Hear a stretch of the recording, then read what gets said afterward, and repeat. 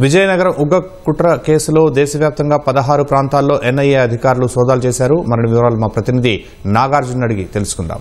నాగార్జున, ఉగ్ర కుట్ర కేసులో ఏ ప్రాంతాల్లో ఎన్ఐఏ సోదాలు చేసింది, ఆ వివరాలు ఏంటి?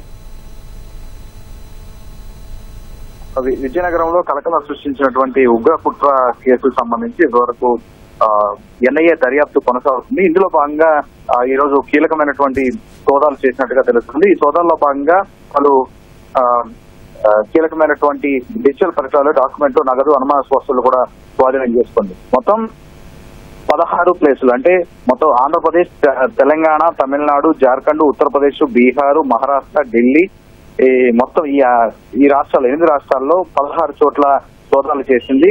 ఈ సోదాలకు సంబంధించినటువంటి దాంట్లో మొత్తం డిజిటల్ పరికరాలు, పలు అనుమానాస్పదకు సంబంధించిన వస్తువులు కూడా స్వాధీనం చేసుకుంది. ఈ సోదాలన్నింటినీ కూడా ఆంధ్రప్రదేశ్ పోలీసుల సహాయంతో చేసినట్లుగా ఎన్ఐఏ తెలిపింది. అయితే గతంలో విజయనగరంలో ఈ కేంద్ర ప్రభుత్వంపై ఈ స్ట్రైక్ చేసేది, అందుకంటే కేంద్ర ప్రభుత్వం వ్యతిరేకంగా ఒక ముఖం ప్రకటించే విధంగా యువతను ప్రేరేపిస్తూ వాళ్ళని సోషల్ మీడియా ద్వారా రిక్రూట్ చేసేందుకు ప్రయత్నించినటువంటి సిరాజుద్దీన్ అరెస్టు తర్వాత అతనికి సహకరిస్తున్నటువంటి సమీర్ హైదరాబాద్ లో పట్టుబడ్డాడు. అయితే వీళ్ళిద్దరు కేసు దర్యాప్తు చేస్తున్న క్రమంలోనే మరొక వ్యవహారం కూడా బయటపడింది. అయితే ఈ నేపాల్ బోర్డర్ ద్వారా ఆరిఫ్ హుస్సేన్ అలియాస్ అబూ తాలిబ్ ను ఎన్ఐఏ అరెస్ట్ చేసింది. అతను నేపాల్ బోర్డర్ ద్వారా ఆయుధాలను సమకూర్చేందుకు, అంటే ఉగ్రవాదులకు ఆయుధాలు సమకూర్చేందుకు ఆయన ప్రయత్నిస్తుండగా అతన్ని అరెస్ట్ చేసింది. అతను అరెస్ట్ చేసినటువంటి అంటే జూలైలో అతను అరెస్ట్ చేసిన తర్వాత నెలలోపునే మరొక కేసులో, విజయనగరం ఉగ్రకుట్ర కేసులో సిరాజుర్ రెహమాన్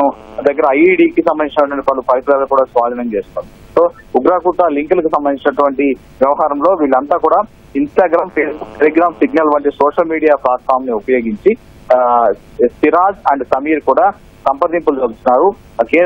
భారత ప్రభుత్వానికి వ్యతిరేకంగా ఒక యుద్ధం ప్రకటించే విధంగా, అంటే దాడులు చేసే విధంగా వీళ్ళు సంప్రదింపులు జరుపుతున్నట్టు యువతను ప్రేరేపించి దాంట్లో రిక్రూట్ చేసుకుంటున్నట్టుగా ఎన్ఐఏ గుర్తించింది. అప్పుడు విజయనగరం పోలీసులు కేసు నమోదు చేసిన ఆధారంగా ఈ మరొక కేసు నమోదు చేసిన ఎన్ఐఏ ఈ దర్యాప్తు అంతా కొనసాగుతుంది. ఇప్పుడు వీళ్ళ దగ్గర నుంచి సిరాజ్ ని విచారించిన సమయంలోనే ఆ విషయాన్ని కూడా, అంటే సిరాజ్ను ఎప్పుడైతే ఎన్ఐఏ అదుపులో తీసుకుందో అతన్ని విచారించేటువంటి సమయంలో పలు కీలక విషయాలు కూడా సిరాజ్ వెల్లడించినట్టుగా తెలుస్తుంది. అప్పుడు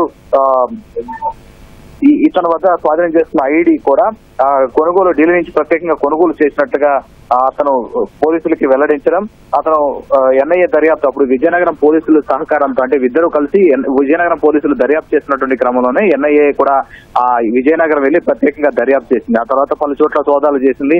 అతను వాళ్ళ కుటుంబ సభ్యులు కూడా విచారించింది, అతను అదుపులో తీసుకొని విచారించింది. ఈ విషయంలో కూడా పలు కీలకమైనటువంటి విషయాలు రాబట్టి వాళ్ళు ఇచ్చినటువంటి ఆధారంగా ఇన్స్టాగ్రామ్ అండ్ ఫేస్బుక్, ఇతర సోషల్ మీడియా మాధ్యమాలు ఏదైతే ఉన్నాయో వాటి మీద ఎన్ఐఏ దృష్టి సారించి అందులో వీళ్ళకి కనెక్ట్ అయి ఉన్నటువంటి ఐపీ అడ్రస్లపై ప్రధానంగా దృష్టి సారించింది. వీళ్ళతోటి ఎవరెవరు సంప్రదింపులు జరుపుతున్నారు, దేశంలో ఇతర ప్రాంతాల నుంచి ఎవరెవరు వీళ్ళకి సోషల్ మీడియాలో కనెక్ట్ అవుతున్నారు, వాళ్ళ మీద దర్యాప్తు ప్రారంభించింది. ఈ దర్యాప్తులో భాగంగా ఈ 8 రాష్ట్రాలు ఆంధ్రప్రదేశ్, తెలంగాణ, తమిళనాడు, జార్ఖండ్, ఉత్తరప్రదేశ్, బీహార్, మహారాష్ట్ర, ఢిల్లీ ప్రాంతాల్లో వీళ్ళతో సంప్రదింపులు జరుపుతున్నట్టుగా గుర్తించింది. అయితే ఈ రెండు వరుస కేసులు ఏదైతే జులైలో విజయనగరం ఉగ్రకుట్ర కేసులో ఇద్దరు అరెస్ట్ అవడం, ఆ తర్వాత ఆగస్టు 27వ తేదీన ఆరిఫ్ అనేటువంటి ఒక వ్యక్తిని నేపాల్ పారిపోయేందుకు నేపాల్ బోర్డర్ గా ఆయుధాలు సమకూర్చేందుకు ఉగ్రవాదులతో మాట్లాడుతున్నట్లుగా అతని ఎన్ఐఏ సమాచారం రావడం, అతను దుబాయ్కి పారిపోయేందుకు ప్రయత్నం చేస్తుండగా అతన్ని